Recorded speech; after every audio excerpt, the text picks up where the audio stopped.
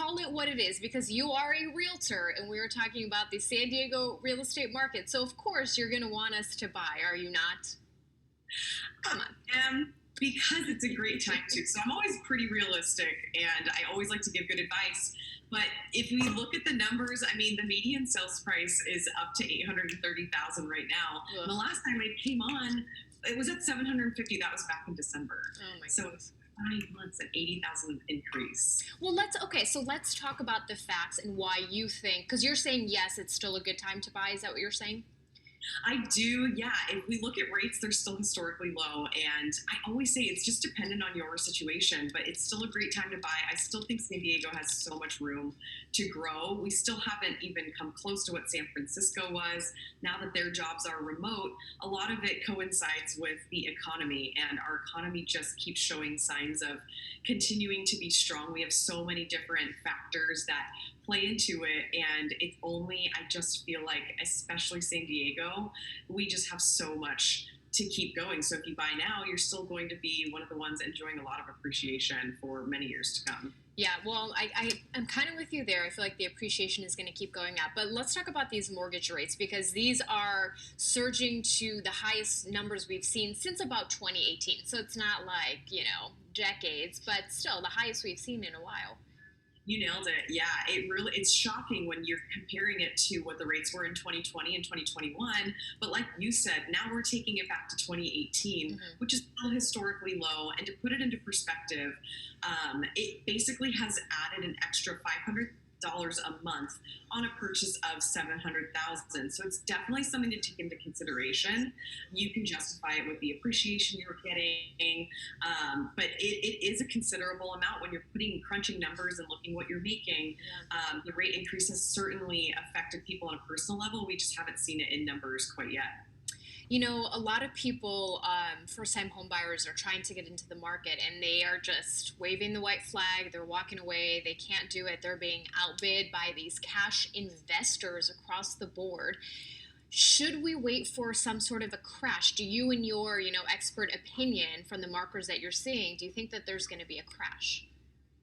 We can't ignore the obvious. Inflation is on the rise. It's a thing. There's a lot of variables going on in the world. So for me to be blind to that fact would just be naive. Right. However, for me to advise for a buyer to just wave the white flag and hope for a crash, people have been hoping for a crash for years. So true. we don't know. All we know is what we know now. So if you can put numbers on paper, look at what you're making, if you're really comfortable with your job, I say go out there and compete with the cash buyers because it really is a numbers game. Most of the time you're going to be outbid in a market like this, but sometimes there's a property that you fall in love with, and whatever the situation might be, you can get it done. I've gotten many buyers into escrow and we've gotten them over cash buyers. There's so many other things to look at aside from purchase price when you're putting an offer together.